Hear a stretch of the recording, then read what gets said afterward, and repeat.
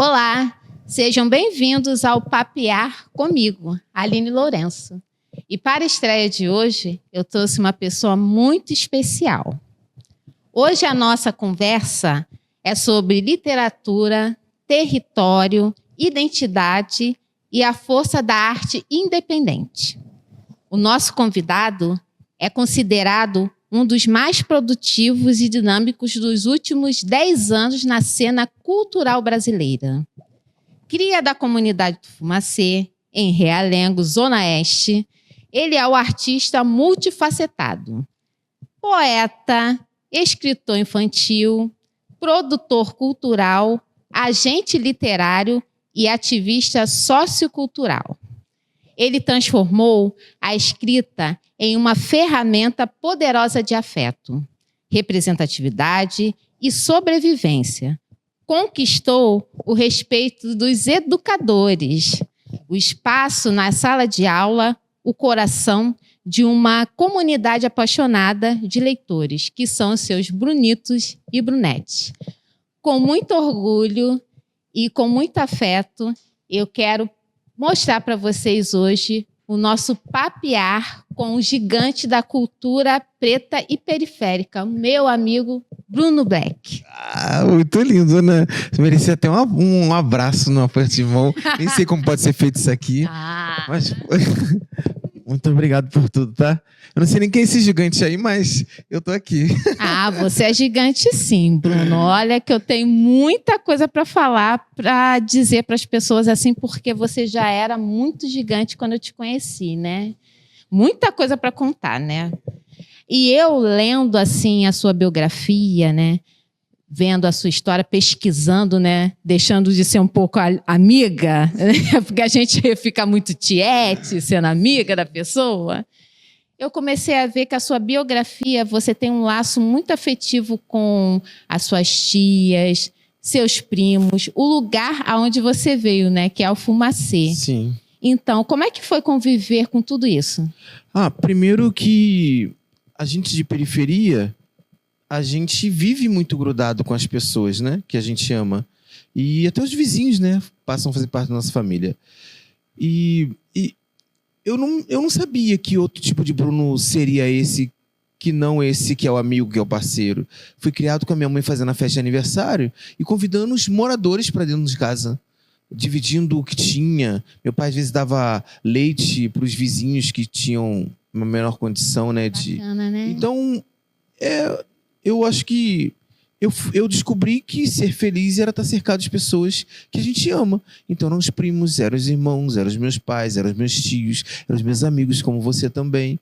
Então, essa foi a minha receita. E eu continuo mantendo até hoje, sempre que possível, né? Eu vejo que você mantém, mas isso também é uma característica da comunidade, né? A gente é muito assim, muito coletivo mesmo, exatamente, né? Nossos vizinhos, aquela tia... A vizinha mais velhinha assim se torna nossa tia e os filhos deles começam a ser nossos primos também. É uma grande família, né? Sim, porque eu me lembro que na faculdade de Simonsen eu tinha aquela disciplina, acho que é LDM ou LDB? LDB. Lei de Diretrizes e Bases. Isso, que a professora, eu esqueci o nome dela. Rosângela, eu acho. Muito engraçada. Mas ela me deu 0. Me deu 0 que ela me fez uma pergunta na prova. Quem é a sua família? Eu disse, minha família é eu, meus cachorros, meus vizinhos, meus primos. Bruno, tá errado. Eu falei, não, a senhora não pode me dar 0. A senhora tem que me dar a nota correta. Porque família, quem escolhe a forma sou eu.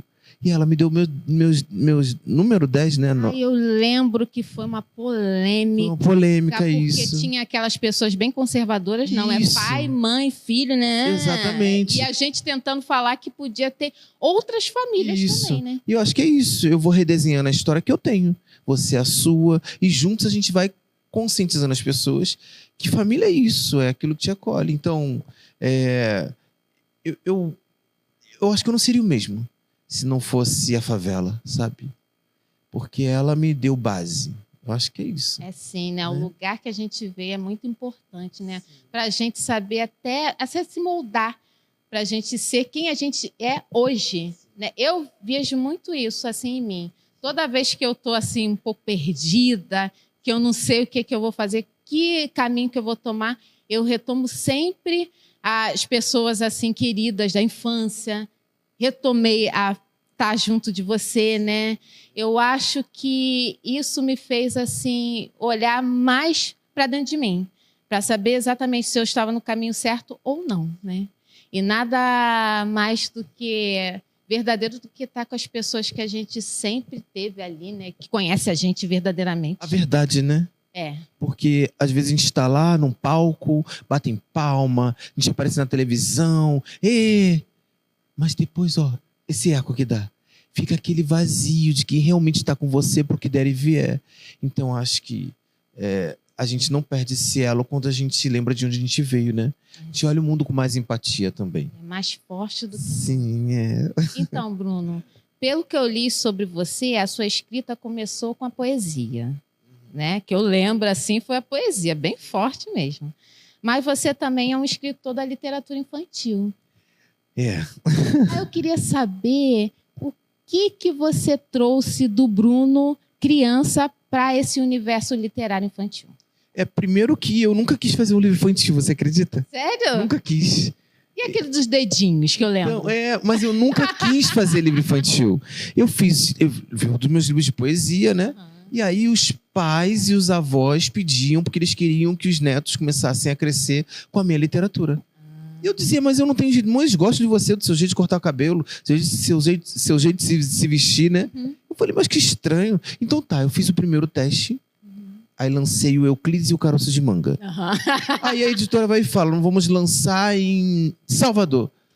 Falei, mas por que lancei em Salvador? Por que não lançou no Rio? Fui eu pra Bahia, vendi em 2 horas 200 cópias do livro na Bienal da Bahia. Eu falei, São maravilhosos. são maravilhosos. E o impacto do livro, né? Eu falei, mas eu fiz um livro tão simples, baratinho, todo preto e branco, que se desse prejuízo, né? Porque tudo nosso é sobre dinheiro, né? A Assim, gente tem que pensar em tudo recursos, isso. né? E aí deu certo, eu falei, caramba, que máximo. E aí virei contador de história. Nunca imaginei também, porque uma coisa é ser poeta, outra coisa você tem aquela arte de trazer as pessoas para você numa contação de história, envolver com a história. Menina, virou uma febre aí a contação de história. A literatura infantil, ela faz a gente ir para um caminho que a gente não imagina. Eu também virei contadora de história do meu jeito, do meu modo. Isso. E o negócio tá indo. E aí você perguntou como é que foi fazer um livro infantil. Foi muito difícil para mim, porque eu tenho uma cabeça meio que um filme de animação. E aí foi difícil paralisar as cenas para colocar em cada página, entendeu? Imagino. E o pior, trabalhar com alguém que eu não tive um acesso. Meu primeiro livro, eu não tive acesso ao ilustrador para dizer para ele o que eu sinto. E eu tô acostumado a fazer tudo que faço com as pessoas. Foi muito difícil. Demorou quase 1 ano pro livro sair. E aí, depois que foi um sucesso, eu falei, agora, né, eu troquei também de editora, eu conversei com eles, eu quero ter contato com o ilustrador, eu quero falar com o ilustrador, eu quero que ele sinta a minha energia. Aí eu fiz um livro em homenagem ao meu pai, que é o maior peidão da família, né? Linha da família conhece meu pai, seu Tetel. Eu conheço. Foi um sucesso incrível, bem-humorado, porque eu trabalho com a criança macumbeira e a criança evangélica, né? Então o personagem fala aleluia, fala ó glória, eu sacaneio. Aí deu certo também, eu fiz esse aqui, que é o Cadê Tia Soeli. Não sei se eles conseguem mostrar aqui, ó. Aqui, ó. Cadê Tia Soeli? E que foi mais um sucesso. Inclusive, vou estar agora na Flipelô, lançando ele lá com a galera toda, homenagem a Salvador, ao Rio. Então, cada livro tem uma história. Eu consigo falar sobre eles? Consegue falar sim. O primeiro, eu falo de uma criança que sonha em ter um cachorrinho. E ela pede para Deus da forma dela. Que é o Deus, não precisa ser um Deus cristão, nem um Deus, enfim. Já tem um nome, exatamente. É aquele ser que ela se conecta. No segundo livro, já é a história do meu pai que me dava ovo e repolho e eu peidava. E a criança solta de dentro dela o próprio amiguinho dela, que é o Senhor Pum. E aí no final ele dá um banho no Pum, viram amigos. E o último, Cadê Tia Sueli, é o seguinte. Minha tia nos dá uns perdidos, sabe? Aí essa criança quer qualidade de vida. Uma criança preta, mora na comunidade de Fumacê. E ela resolve querer viajar. A mãe não quer, o pai não quer. Chama a tia de 79 anos e vão escolher um local para ir. Vão para Salvador, na Bahia. E aí, se quiserem, tem que gente, a história comprar o livro. Muito bacana. É muito bacana. E tem tudo a ver com o universo mesmo. Sim. Porque a tia Sueli, se a gente chama ela para poder ir para qualquer lugar, ela topa. Ela vai, aparece. gente, ela é muito legal. Aparece. E aí, como que foi esse Bruno? Você perguntou como que foi. Eu olhei para dentro de mim e fiz uma pergunta para mim. Como é que eu hoje, como uma criança, conseguiria me comunicar com as pessoas? Sim, é importante. Como é que essa criança que está aqui dentro consegue, ou conseguiria, ou tenta dizer para o outro que sente? Da forma mais simples do mundo. Sim. Pronto, virou. Foi a forma que eu representei nos livros, foi a forma que eu senti, foi a coisa que eu trouxe. É um pouquinho seu lá do mundo infantil, mas agora numa visão adulta. Mas é aquela criança que está dentro da gente que não morre, né? Sim. Então, Bruno, sempre que viu como... Você sempre se viu assim como escritor? Ou você teve assim, um incentivo de alguém que viu que você escrevia muito bem, o que você escrevia poderia te levar a ser o escritor que você é hoje? Então, primeiro que eu queria ser motorista de ônibus. Eu adorava ônibus. Eu queria ser muita coisa que eu não sou hoje. Eu não tinha noção nenhuma. Mas eu lembro que eu estudava na escola e tinha o Daniel e a Angélica, que eram meus amigos da escola. A gente ia pra casa deles e falou: mas você lê diferente um texto. Você parece que tá fazendo um cinema. Aí eu ficava prestando atenção, por que eles falam que eu sou diferente? Então eu percebi que ali as pessoas já sabiam que tinha alguma coisa do Bruno. Eu era líder de trabalhos de escola, então tinha uma pegada legal com escrita e organizar o pensamento. Que não é só escrever não, porque se eu escrever e jogar tudo lá, tá tudo lá. Mas organizar capítulos, organizar coisas. Mas... eu não tive, assim, dos meus pais, um olhar sensível sobre o que eu escrevia. Eu acho que eles sabiam que eu era especial, mas eu acho que como eles sabem que a vida de um artista é muito difícil, eles não queriam alimentar. O que eles achavam que eles deveriam ter feito? Me colocar numa boa escola, para incentivar a leitura, para que eu fosse um cara de bem e que eu tivesse um vocábulo refinado, um vocábulo... Não é refinado Eu sei. Assim, saber falar, saber se comunicar. E foi ali que eu percebi que eles se sentiram na missão deles. Mas eu não tive... Eu escuto histórias de pessoas que a mãe senta do lado e lê uma historinha, aquela pessoa... Olha, minha mãe virou o meu maior incentivo da literatura. Eles incentivaram do jeito deles, da forma deles. Eu agradeço, né? Mas eu não me recordo de alguém que tenha me falado assim: vamos sentar e escrever. A não ser um amigo, que era o Kleber. Falou: vamos sentar e escrever um texto agora. Eu falei: que saco fazer poesia. Mas sem compromisso nenhum, sem compromisso nenhum. De querer fazer com que você fosse escritor. Sim, eu acho que eu descobri isso porque eu era tímido. E a melhor forma de se comunicar era eu escrever minha agenda. Então eu acho que eu fui meio que autodidata, né? Que bom. Sim. E acho que já era uma coisa que já estava dentro de você, dentro que só de precisava de alguém para poder dar aquele incentivo mesmo, né? E não tinha internet, não era o mundo de hoje. Então eu fui me virando com os livros que eu li na escola e sonhando. Cara, que história maneira, será que eu vou... Eu já levei vários zeros na escola de redação. Eu escrevia: a árvore que fala, o rato amigo, Bruno Rato é um ser nojento, a árvore não fala. Eu falei: mas professor, na minha cabeça eles falam, tá totalmente fora do que eu pedi. Professor, mas é assim que eu vejo que você pediu. E eu sempre tinha que contestar para ganhar nota. Então tá bom, eu vou te dar sua nota, Bruno, porque você está dizendo o que você quer, não porque eu concordei. Professor, mas você pediu uma coisa e eu fiz o que você pediu, mas do meu jeito. E aí eu conseguia tirar as notas boas na escola. Porque também muito difícil, né? Lá atrás era uma outra pedagogia. Era aquela coisa bem sistemática. Exatamente, Tem que ser do jeito que está escrito ali no livro, tem que ser do jeito que o professor falou. Também sofri um pouquinho com isso também, que eu queria escrever também do meu jeito, colocar o conceito do meu jeito. Os professores também não aceitavam muito, não. Bom te ouvir, porque às vezes a gente se sente sozinho nas lutas do dia a dia, né? Eu já era uma criança, que você está fazendo perguntas para aquela criança, né? Aquele adolescente. Eu já era um cara com muito conteúdo bacana dentro de mim. Muitos valores, assim, que nem todos vieram só da família. Vieram desse mundo todo que a gente sempre observou. É um pouquinho de cada lugar que a gente passa. Exatamente, que a gente conhece. Sim. É assim. Então, Bruno Santos sempre se viu como Bruno Black? Como é que surgiu Bruno Black? Caramba! Então, eu me lembro que... Muito engraçado isso. Que de vez em quando uma amiga cismava que eu tinha que cantar, né? Eu gosto, mas eu não me considero um cantor. Aí, ela me levou lá na rádio evangélica dela pra cantar, e não sei o que. Se ela fez, ela cantei a música gospel que ela pediu. Aí um gente falando: eu te conheço, você é o Bruno Silva, o Bruno Santos, né? Eu falei: ai, que legal, que bacana, não era eu. Era um cantor gospel, porque eles estavam confundindo que estava ficando famosinho lá na Baixada. E eu me apropriei daquilo, falando, Deus me livre, graças a Deus que eu vou ter que mudar esse nome. Eu nunca gostei de Bruno Santos, Bruno Silva. Sim, sim. E aí, por conta de ter uma voz estridente cantando, né? Black Music, aí eu lembro que minha mãe falou assim, por que não bota Bruno Black então, já que tem essa voz toda? Eu falei, até que é bom Bruno Black. Aí ficou Bruno Black, por conta da minha voz brincando de cantar. Entendeu? Você pode dar uma palhinha, assim? Ai, meu pai Só do pra céu. gente ficar assim, matar a curiosidade, gente, porque ele canta, eu sei. É um pouquinho, Quando o inverno chegar, eu quero estar junto a ti, porque é primavera. Te amo, é primavera. Te amo, meu amor.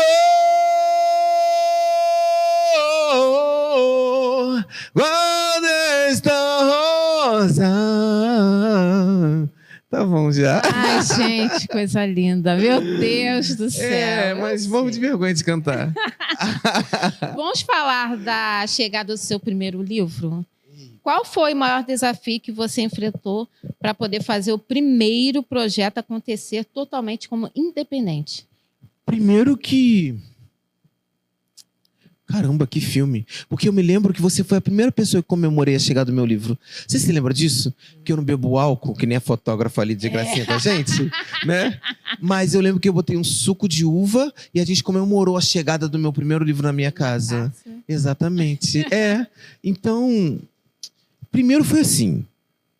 Não tinha internet, tudo que recebia por mala direta. Então a gente não sabia, eu não sabia ler um contrato. E como eu achava que a minha família naquele momento não acreditava no meu potencial, eu não fui pedir ajuda da minha mãe, que era contadora, para ler um contrato. Eu pedi a própria editora para me ensinar. Eu lembro que a moça se chamava Márcia Borges. Sim. E aí, Aline, foi muito difícil, porque o salário mínimo era muito pouco. Acho que era 185, 285 reais. E aí eu mandei todo empolgado uns 100 poemas para a editora.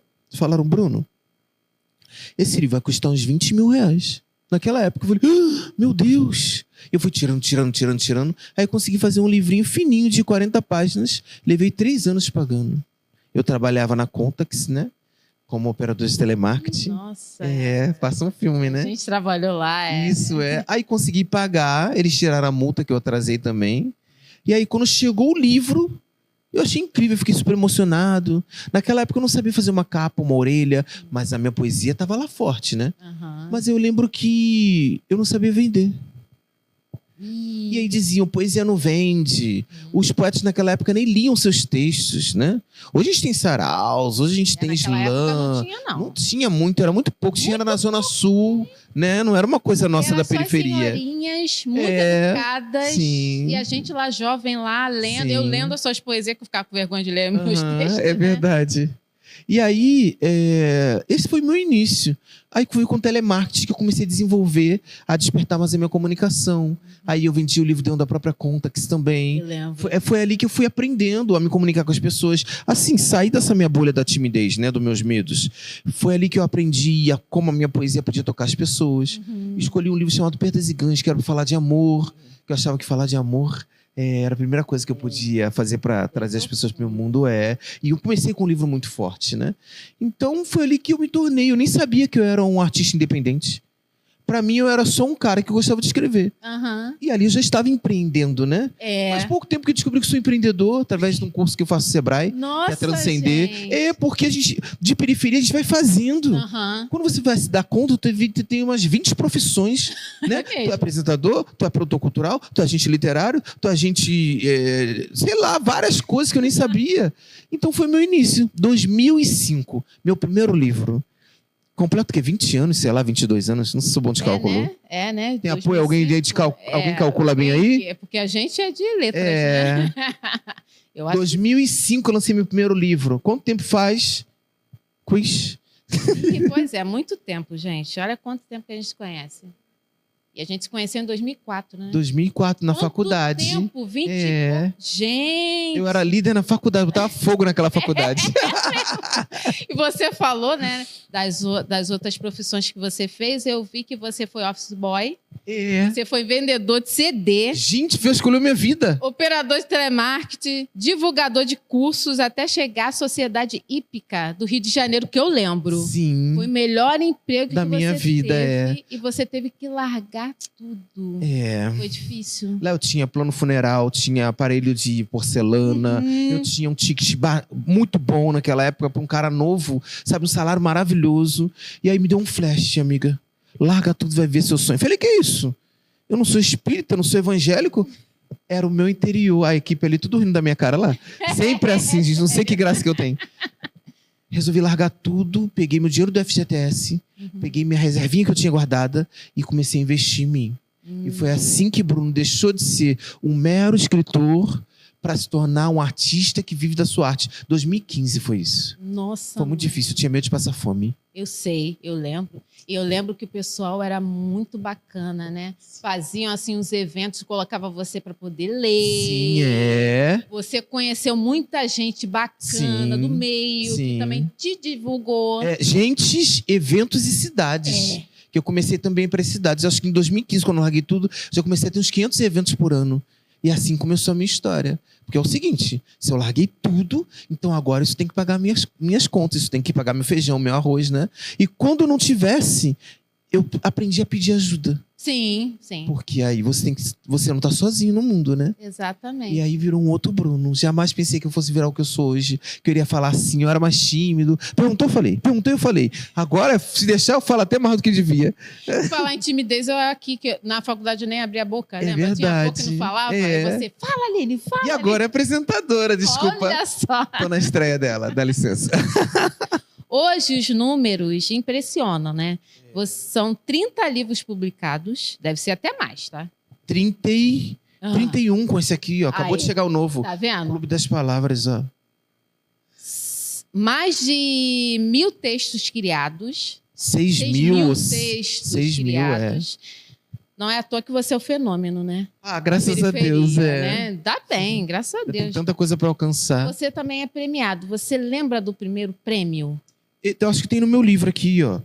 Eu sou muito marqueteiro, gente. Então, como eu sei que a minha memória não vai durar para sempre, né? A idade vai chegando, até óculos já tô aqui, ó.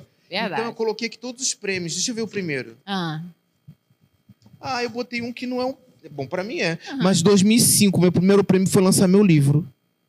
Agora, prêmio mesmo que eu ganhei, assim, diferente desses... Cadê aqui, ó? E não, calma aí, tem aqui sim, Aline. Tem? Tem, olha, paguei um mico em rede nacional. Primeiro prêmio 2015.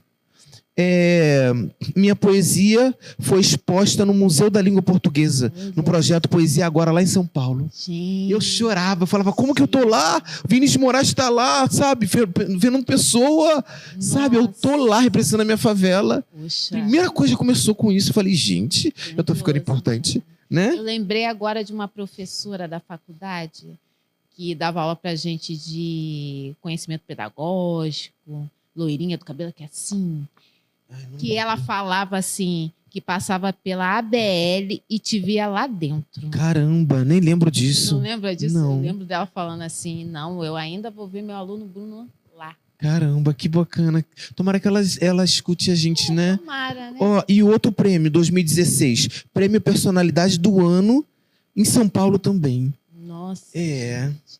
Foi bem forte, bem impactante. Caramba, eu tô recordando tanta coisa que eu já nem me lembrava mais. Obrigado, Aline.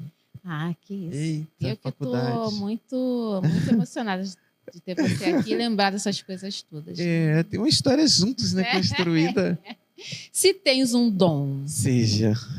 Nasceu como? Que eu não lembro. Não, isso foi assim. Quando, 2015, eu lancei meu primeiro... Foi assim, eu tava saindo pensando em sair da empresa, eu lancei um livro e-book, 2014. Ninguém comprou nada. O e-book? Não era ainda febre no Rio. Algo assim, tão assim, divulgado. Era lá fora. Mas eu comecei a pensar, preciso voltar, preciso saber como está o mercado. Sim. Porque eu fiquei um tempo parado. E aí, não deu certo. Aí eu falei, então agora eu vou vir em 2015, largar tudo, vou investir em mim. E aí eu fui lançar meu livro pela Literis, um livro chamado Poético. E aí eu cheguei na primeira reunião e falei assim, o que vocês têm para me oferecer? Ela falou assim, ué, você é um poeta ou um empresário? Eu sou empresário do Bruno Black. O Bruno Black vai vir depois. Era tudo eu, né? Sabe como que é pobre? A gente tem que ser um pouco besta, brincar, né? Aí ele falou, eu quero Bienal, eu quero lançar meu livro na Saraiva. Na época Saraiva tinha, né, todo esse nome. Ali nós vamos realizar isso. Aí eu lembro que quando eu fui finalizar o livro, na contracapa ela estava em branco. Eu falei, todo mundo tem um lema, todo mundo tem sabe? Uma filosofia. Eu quero para mim também, eu quero começar com o pé direito. Não fecho o livro. Vou para minha casa, vou dormir, falei, Deus, o que me protege? Manda para mim uma mensagem, uma frase que me represente. Aí eu acordei com uma frase. Se tens um dom, seja. Eu jamais imaginei que isso ia virar um lema. E aí nasceu, se tens um dom, seja o meu lema. Eu não sabia, eu não estava preparado com cursos, com uma faculdade para ser isso tudo. Mas eu descobri que eu tinha alguma coisa diferente, que a cada estresse, a cada necessidade, eu me transformava em alguém melhor. Sim, sim. Tem alguma coisa na minha cabeça que vai fazendo eu absorver e me tornar maior. Sim. Aprender, ser melhor, sim. As habilidades, os dons. Falei, se tens um dom, seja isso. Pronto, virou meu lema. Mas você acredita que a gente que escreve, o que a gente escreve, não é só para ser apenas uma simples leitura e momentânea, não. A gente também passa, através dos nossos textos, mensagens, né? E eu acho que a sua mensagem é essa mesmo, de despertar o outro um dom que ele tem, mas que ele nem sabe. Porque a vida fez isso comigo. Como que um menino que escrevia numa agenda, hoje lança tantos livros, né? Quem me fez acreditar tanto em mim? O meu espelho da alma. Sim. Quando eu me olhei e vi que o que eu escrevo, o que eu percebo em mim faz o outro feliz, faz o outro ser melhor, eu descobri que era a minha sacada. Que a minha literatura, ela transcendia só escrever para dizer que eu sou o cara. Exatamente. Agora é fácil falar de saúde mental. Mas eu já estava cuidando da minha e das pessoas há muito tempo, entendeu? Fala-se agora da escrevivência, mas a gente já é escrevivência pura há muito tempo, entendeu? Porque na periferia, o que a gente escrevia era sobre o que a gente vivia e sentia. Exatamente. Entendeu? E no entanto que tinha aqueles poemas lindos que a florzinha que nasce na primavera gentil, a lua minguante que inebriava minha alma. E aqui saiu um tiroteio onde eu moro. E o caveirão e meus pais tudo furado. Meus pais se separando. Que desgraça! Onde está essa vida de novela? Beijei na boca hoje, amanhã a pessoa não quer mais saber de mim. Onde está essa novela que eu não acho? E aí eu comecei a perceber, calma aí, eu tenho o direito de falar o que eu sinto, entende? E é o que você fala. E o melhor, Aline, a gente está ajudando as pessoas a serem melhor, a serem felizes, isso sabe? Que é o de mais bacana. Isso do escrever. Acho que é isso que impulsiona a gente a continuar, né? Sim. Então, a gente vai falar agora do Tarja Preta 2, hein? Meu Deus do céu. Eu vou pedir para você fazer uma leitura do Tarja Preta. Ah, é? Aquela interpretação que você sabe fazer, que choca a gente, que dá um soco no estômago. Ai, meu pai. Então, se ela quer mais forte, a gente vai começar por essa que é uma releitura sobre um trecho do livro Quarto Despejo, né? Da Maria Carolina de Jesus. Como eu queria ter ela aqui perto da gente agora. Porque como ela lutou para a simplicidade ser poema, para a simplicidade ser vista, para a nossa voz do preto de favela, né, ser sentida do outro lado. E o poema começa com um cântico em homenagem à nossa afrodescendência, que é assim.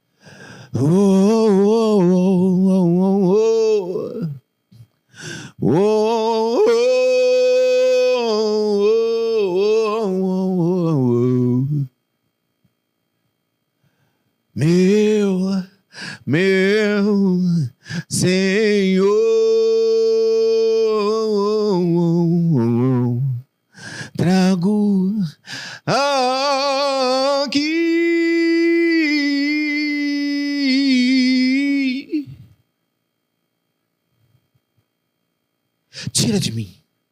Tira, mas não atira. Não me confunda com quem eu não sou. Eu sou preto. Sou digno. Trabalho. Tenho família. Tenho alma. Vai pedir o RG? Toma. Se essa chibata, capitão do mato. E o filho do coronel que passou por nós, cheio de drogas, com armas sem registro?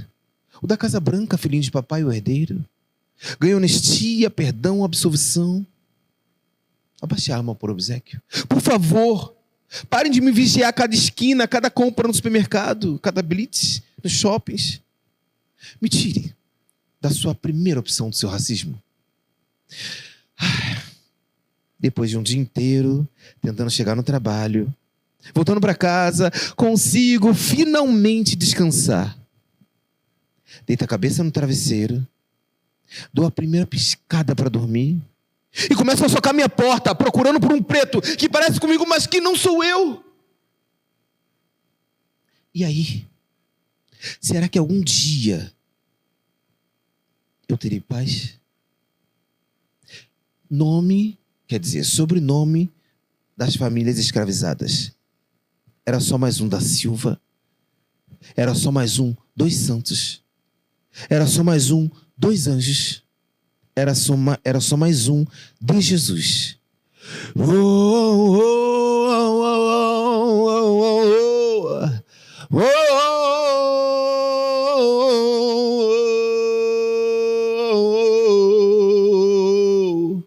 Vidas negras importam vivas. É isso. Nossa, muito forte, né? Forte, né? Impactante, mas a gente Sim. consegue ver o cenário todinho. E simples, né? Muito simples e não tem como a gente não ficar arrepiado, né? Parece que é um filme de tudo aquilo que a gente vivencia dentro da favela. E a gente favelado fala com propriedade, né? Uhum. A gente consegue, e vem esse blues, e vem esse jazz, que é uma coisa do preto, da nossa dor, que somente a gente vai saber. Só a gente sabe como passar isso. Só a gente sabe o que é viver o tempo inteiro, sempre acordando, já sendo apontado. Eu descobri que eu não preciso o tempo todo falar das bandeiras. Uhum. Eu já sou a bandeira. A minha voz já vai dizer para as pessoas o que elas precisam entender. Eu já vou tocar aquilo que elas precisam sentir, entende? Elas já sabem que eu sou preto. Sim. Elas já sabem que minha voz é de negro. E por isso, Bruno Black, essa voz estridente, que nem eu sabia que tinha. Porque até você aprender a lidar com ela, né? Então imagina, eu tenho uma voz grave, alta. Eu não sabia que eu tinha essa potência. E aí virou Bruno Black por conta disso. E tem a minha alma nisso tudo, né? Uhum. A gente não consegue fazer as coisas sem amar, né? Não tem. Não tem como, Sim. né? Você já traz essa identidade já falando, né, Bruno Black, né? Eu também parei para perceber isso, que eu já sou esse movimento todo, né? Porque a gente é negro, a gente é retinto e é como eu falei, a gente já traz uma pele já alvo, já para o preconceito, para a porta já tá fechada para a gente tem que passar pela prova do vestibular que eu falo, para poder ter uma ocupação, né? Pertencer àquele lugar ali que era para ser de todo mundo, né? Mas você falando aí do Tarja Preta, até que eu pedi para você fazer a leitura, eu queria que você falasse como é que nasceu esse projeto Tarja Preta. Então, ele era para ter sido lançado em 2018. Porque eu lancei Perdas e Ganhos, mas a editora disse que não era a hora de lançar o Tarja Preta. E eu falei, como não? Eu quero lançar ele. Falou, não, Bruno, você acabou de lançar um livro, mas eu quero lançar esse livro. Ficou na minha cabeça. Falei, se a editora não quer lançar, então eu vou procurar uma outra editora que queira lançar o meu livro. E aí, como que surgiu? As pessoas não conhecem esse Bruno que a gente está falando, que era o menino tímido, Sim. mas que já era uma potência no que escrevia. O Perdas e Ganhos que você acompanhou, que eu já comecei em 2015 já bombando do meu jeitinho, que era um mundo muito difícil também, né? Mas eu lembro que as pessoas falavam assim, Bruno, eu ia tirar minha vida ontem, eu não tirei por causa da sua poesia. E eu achava aquilo a coisa mais estranha do mundo. Como que alguém vai tirar a vida, não tirou a vida? Eu não sou uma igreja e eu não sou Jesus não, coisa estranha. Mas depois eu pensei, pô, que legal, o que está acontecendo que eu não estou percebendo? Porque a gente não percebe tudo que a gente faz e como entra no outro. Não. Eu percebo do meu jeito, né? Sim. E aí, quando você trabalha com as pessoas, tem alguma coisa bacana. Se eu tô há 11 anos vivendo só dos livros e emocionando as pessoas, tem alguma coisa bacana que funciona. E aí, começou a aumentar. Bruno, agora eu quero ser poeta. Bruno, eu ontem ia tomar meu remédio. Aí eu faço oficinas literárias na escola de escrita criativa. Bruno, eu hoje ia tirar minha vida. E a escola inteira começava a chorar. Descobri mais uma pessoa que entendeu que a depressão não é o final, ela pode lutar. Sim. Eu falei, eu preciso fazer um livro com esse nome. Em 2021, na pandemia, eu lancei o Tarja Preta 1 e foi meu best-seller. Entende? E aí gostaram tanto que eu resolvi fazer o 2, me oferecendo para ser um remédio. Eu quero lutar contra o Tarja Preta. Sim. Quero que vocês tomem, mas elas desistam de ficar dependentes. Sim. Mas que fiquem fã do meu projeto. Independente do Tarja Preta, do que Bruno Beck. Que o poema liberta, que o poema faz as pessoas serem melhores. Não, né? é sim. O poema, ele tem ele traz algo de... como se fosse um remédio, né? Para as pessoas. E o marketing. E aí? Posso ser seu remedinho de novo? Novo? É isso. Muito legal, achei muito bacana, assim, eu fiquei vendo, assim, eu falei, muito diferente, né, que é um remédio mesmo para as pessoas. E agora a gente falando da saúde mental, dessas coisas todas, que a gente tem que se cuidar mesmo, né, o tempo Todos os dias, porque a receita não é só para hoje, é para todos os dias. Se hoje você acordou reconhecendo que tem um defeito, tem uma falha, se olhe, se entenda. Inclusive esse livro, Aline, ele é dividido em categorias por isso. Ele tem releituras, poesias românticas, poesias abstratas, poesias motivacionais e sociais. Porque eu fui descobrindo aonde eu podia tocar as pessoas e as caixinhas que eu acesso de cada um, sabe? Sim. Até os gatilhos que eu posso despertar. Isso é assustador, mas é o que eu pude perceber pro meu trabalho começar a fazer parte da vida das pessoas, entende? Isso é muito... Não só um livro distante. É verdade, é uma coisa bem acessível. A sua linguagem é muito acessível mesmo. Tanto que você tem um projeto nas escolas. Queria que você falasse um pouco desse projeto. Oficina Dom Dom Dom, de dons e escrita criativa. Eles podem escolher 4 coisas. Uma, bate-papo motivacional. Outro, roda de conversa. Roda de conversa, as escolas me chamam para resolver os problemas da escola. Olha que loucura, né? Nossa. Porque as crianças confiam em mim, em falar as coisas para mim, e eu consigo ajudar a escola a resolver os seus problemas. O outro, contação de história. E o último, que é o que eu mais amo, que é a minha oficina literária de dons e escrita criativa, onde nela eu trabalho 18 atividades, onde eles cantam, eles escrevem, eles dançam, vira sarau. É uma coisa louca. Durante 3 horas, eles estão comigo e eu transformo eles através das minhas experiências e das atividades que vai jogar de dentro deles o que eles têm de melhor, transformando através do dom. É surreal. Esse projeto existe desde 2017. Eita, bastante tempo. Rio, São Paulo, Minas Gerais, Bahia, outras cidades aí que eu já fui também, que eu não lembro agora. Você faz uma turnê assim imensa, né? Por vários estados, né? Como é que começou a turnê? Foi isso. Eu percebi que o que eu fazia não era muito comum. E aí as cidades me chamavam para levar poesia e acabou que nesse meio do caminho eu falei, se eu estou aqui, eu vou acabar trazendo tudo que eu tenho. E aí eu comecei a perceber que cidades iam pedindo e se alimentando dessas facetas que o Bruno tem. E aí pronto. Aí eu comecei a virar um cara que rodava o Brasil inteiro levando essa arte. E aí eu pensei o seguinte, poxa, eu vou lá para ficar um dia só? Não. Eu quero ficar uma semana. Aí começou uma semana, 2 semanas, 3 semanas. Tem cidades que eu fico 26 dias, 20 dias, 30 dias. Bahia agora começa dia 27 de julho, vai até 15 de agosto. Eita! 20 dias. Meu Deus. Depois vem São Paulo, que vai ser curtinha, mas São Paulo eu já fiquei 20 dias também. Depois vem Ceará.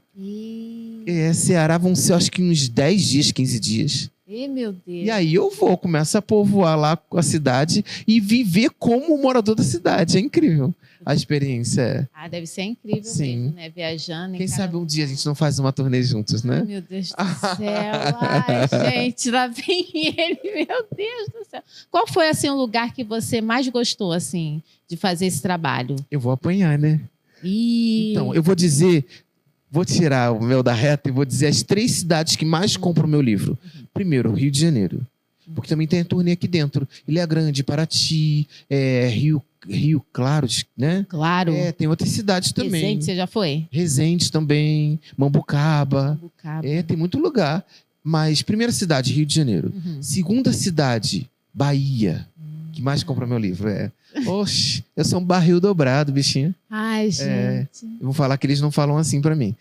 E a terceira, Minas Gerais.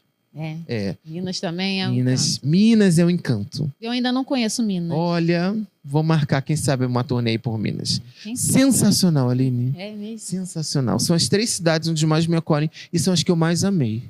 Nossa, Sim. mãe.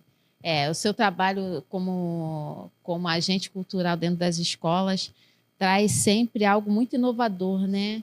E que faz com que os outros alunos, né, eles possam também se encontrar, né, nesse mundo das artes, né? Tem alguma história assim, engraçada que aconteceu, né, nessas oficinas?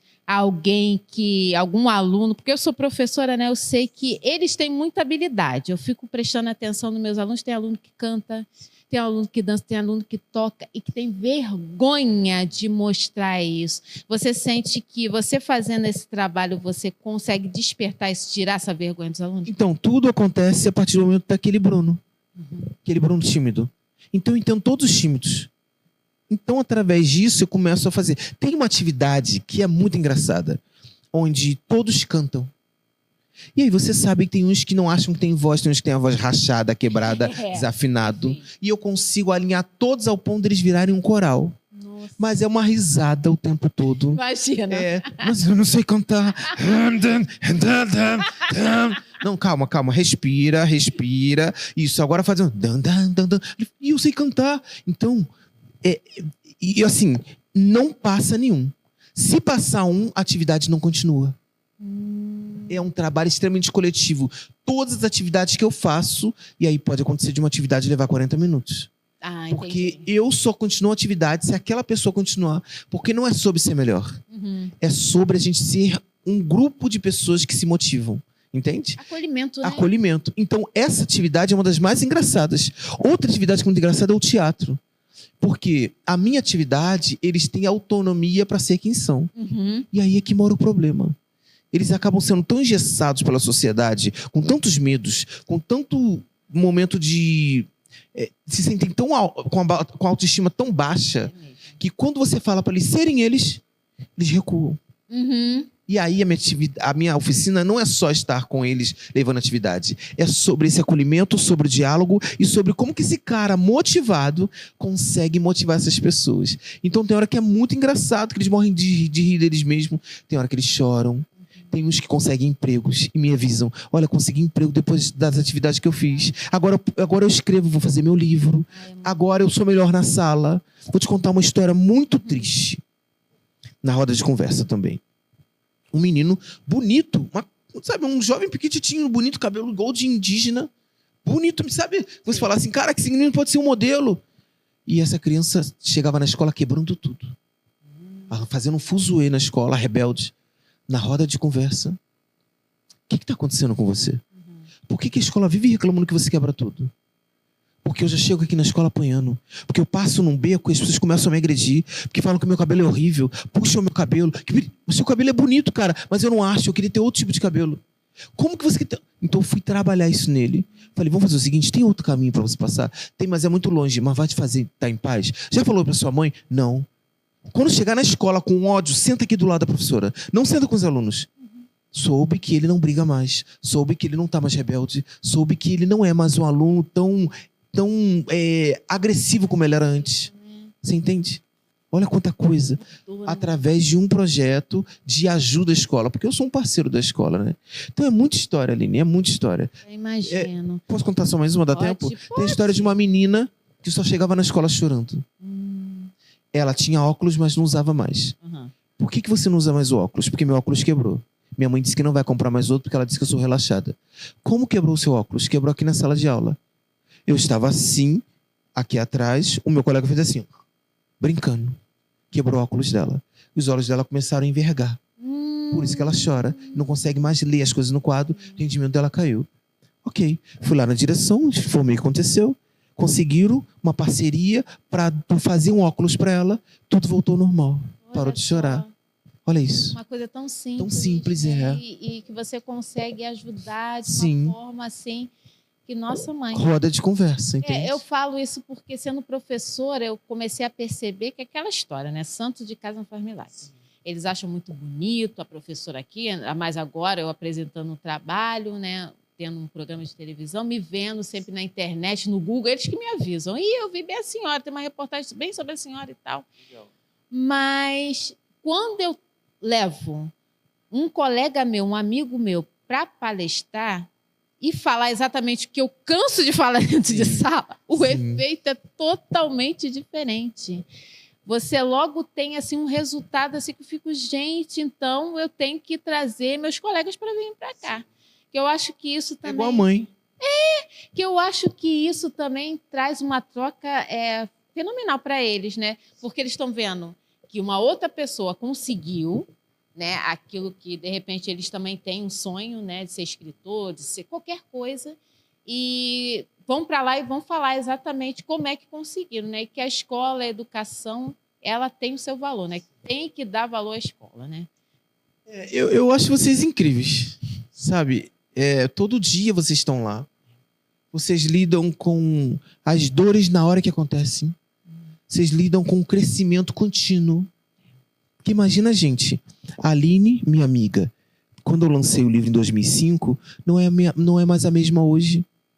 E quem é que está do nosso lado para entender as nossas mudanças? Porque a mudança não é assim, fechei o olho, mudei. A gente vai. E eles imaturos, são infantis, de repente vem de uma situação de uma família que não tem nenhum acolhimento, talvez não tenha nem estrutura alimentar, né? E ele tem que lidar com isso, ele tem que chegar lá e aprender. Porque às vezes eles não vão à escola para aprender. Não. Eles vão para comer, para fugir dos problemas da própria casa, da própria favela. A escola vira um parque de diversão. Mas é isso mesmo. Não é? A escola virou isso aí mesmo. Então eu tenho orgulho de ter professores como você que amam o que fazem. Porque é por isso que eu também existo. Eu sou fruto da educação. Eu sou fruto de um excelente planejamento de uma professora, de um né? Professor que olhou para você e viu que você era diferente. Que nos encantou, isso, entendeu? Assim. Então, na sua vida você tem os seus fãs, né? Fiéis, né? Brunitos e brunetes. Brunetes. Como é que veio tudo isso, essa história toda? Então, essa palhaçada de dar esses nomes brincando começou com Kátia Pires Chagas, né? Ah, Kátia, nossa amiga. Ciúme de Kátia Pires Chagas. Ai, meu Deus. Porque eu terminava os eventos, todo mundo... Ai, Bruno Black, ai, Bruno Black, Bruno Black. Que é aquele alvoroço. Por que esse povo fica em cima de você, Bruno? Olha essas mulheres em cima de você. Aí eu dizia, mas são minhas fãs. Então tá bom, agora eu vou dar um nome pra elas, Brunetes. Foi ela que falou, as Brunetes. Ela, bonita. Porque ficou tudo no seu pé, né? As Brunetes chegando. Ai, Bruno. Aí eu falei, se tem Brunetes, então eu vou criar os Brunitos também, pra eles ficarem com ciúmes. E aí ficou, entendeu? Tem os fãs da Ivete, tem os fãs da Anitta. Por que não pode ter os fãs do Bruno Black? Em sala de aula, fico falando assim, as Alinete, vem cá. As Alinetes, Vão lá me ajudar, as Alinetos. As Alinetos, Eu brinco. Então, pra gente poder encerrar, eu queria muito que você fizesse uma leitura de uma poesia sua para os Brunitos e as Brunetes, gente. Eu tinha separado aqui uma que é Caveirão na Porta, mas eu acho que eu vou, como você pediu para eles, então eu vou recitar uma motivacional. Eu vou recitar então essa aqui, que é a primeira. Olha, ele é dividido em categoriazinhas, ó. Eu vi tudo. Não sei se eles conseguem ver aqui, ó. Ali, ó. Dá para ver? Hashtag seja seu melhor. Acorde, abra os olhos, fale com Deus. Entenda por que existe, resiste, sobreviva e tente profetizar belas mensagens. Não deu certo? Tente de novo. Leia sua alma, levante a cabeça, determine metas, foco na felicidade. Escute pessoas positivas. Se entregue à poesia. Não deu certo? Um dia será pouco. Uma semana será muito menos. Talvez uma vida inteira seja bastante. E aí? E aí que dias melhores só virão se você fizer a sua parte todos os dias. Ou seja, hashtag viva a sua vida. É isso. E é isso, gente. Olha, Tarja Preta 2, né? Aí o nosso livro do Bruno Black, meu amigo. Eu queria falar para você que eu estou muito feliz de você estar aqui. Obrigado, eu também. Eu fiquei assim um pouco com vergonha assim, de te chamar, de te convidar, né? Mas eu falei assim, eu tenho que convidar o Bruno porque a gente tem uma história muito bonita, né? Eu não... De vida, né? Só de artista. Não, de muita amizade assim que a gente teve, tanto que eu faço parte do seu passado, você faz parte do meu passado. Inclusive, hoje eu trouxe uma pastinha de coisas dela na minha casa, que estão lá desde 2005. Quando ela nem se achava artista nem escritora. Que eu sou desses, Brasil. Pois é. E queria dizer que eu estou muito feliz que a gente voltou, né, a estar junto e que agora, mais do que qualquer coisa, vai ser para sempre, tá? Amém. Com certeza. Estou muito feliz de você estar aqui. Eu quero já deixar aqui para vocês, já para o próximo episódio, né, do Papear com a Aline Lourenço. Espero que vocês tenham gostado, né? E vem papear comigo.